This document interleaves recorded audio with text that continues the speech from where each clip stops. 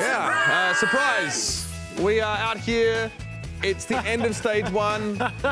We're having a surprise party. We're going to point out the biggest surprises from stage one. Mr. X, you're up first. For me, it's got to be the Boston Uprising as a real contenders here in stage one. I think everyone was caught off guard by that. Gamsu, one of the better main tanks in the league. Dreamcast French Striker, a fantastic DPS duo as well. I think this is a great surprise because especially the fans thought, who the hell are these guys that Boston is signing? What is wrong with Huck? Turns out Huck was right all along. I mean, it almost pains you to say it sometimes. The man put in effort, but when I see such a big, drastic improvement in a team, you've got to give it to the coaching staff. They made a huge difference. There's no doubt about it. That's right. Surprise! Surprise! I don't know if we should actually celebrate this, but Seoul is struggling. We thought coming in, obviously, that Seoul was going to be the #1 team in this league, and Uber's really happy. Just tooting his horn over there at Seoul struggling. I heard Doa's so upset about this, he's not coming in. He's refused to cast until Seoul. Credit to him, though. He's not a bandwagon. On principle of them being Seoul, he has stuck to them. Well, although he never really quite explained to us why. It's funny, they were like so dominant the early weeks, and we were talking like, oh man, can anyone beat them? Like, who's gonna come in second? And like, they just completely fall off the wagon. Yeah, I agree. Surprise, Linksa came out of his shell. This guy's been around for so long. He's been around for so long. He actually started on a team called Platinum Key Dynamics back in 2015. Always a quiet player, but you can see now this environment has allowed him to really start to pop off and really show some incredible ability. Linksa struggled. I call it, he was in Dignitas prison for a while, that team that really got no results done for about 8 or 9 months, but now in the Overwatch League, he's found his home, he's found his spot.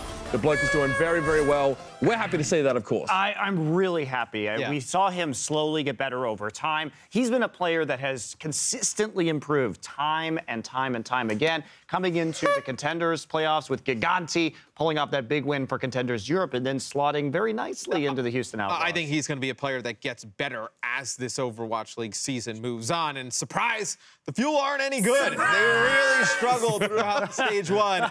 They turned it around. This is kind of a sad party in some way. It's a really the sad Soul party. And the Fuel. So they lose 7 of the first 8 matches. They start to turn around towards the end. You know, they're bringing AKM in. I think they can turn around. Oh, and by the way, the Pacific Division, you look at some of those records, they could easily climb up right back towards the top. So it was a bad stage one for the Fuel. Yeah. It can get better, though, quick. And speaking of the Dallas Fuel, this one right here is XQC because it's a Throne streamer.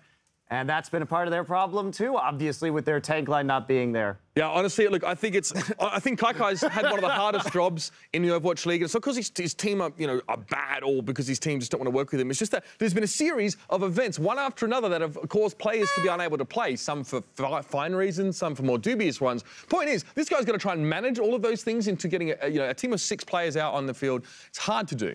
Kaikai probably has the worst job in the league right now, honestly. I think call him Stro asking for a raise every day.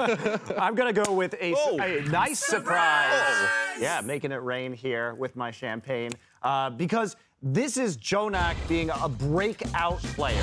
What a pleasant surprise. This guy comes in. Yes, we had seen him at the top of the leaderboards on the Korean server, but what we didn't know was how well he'd be playing as a rookie. And not only that, but New York really built this team around him in this meta with such a huge amount of damage coming out of the support role. And usually people don't live up to the hype. Like, we were hyping him up in the preseason. We heard everybody talking about him. Raucus saying on Twitter, like, oh, this guy's insane, from the Pro Pugs. And he delivered in a big way. Yeah, I think he's built into the team quite nicely. You see him getting a lot of damage boosting from Mark. We saw some incredible Zenyatta just highlights from. I mean, there were some points where he's out DPSing actual DPS players, so that's really quite impressive.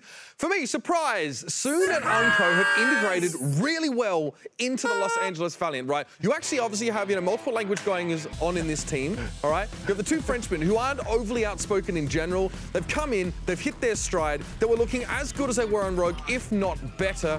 I mean, the Valiant have so many tools at their disposal now with these guys. I like the French connection a lot. Again, like you said, we didn't necessarily know how they were going to integrate on this team because there were going to be language barriers there, especially with the Korean players, but Valiant have really made it work, and Soon is definitely one of the most fun players to watch in Overwatch League right now. Yeah, I love watching Soon and Unco both play. I think Unco just gets better once he gets up on Jeez. He's going to wallow for that.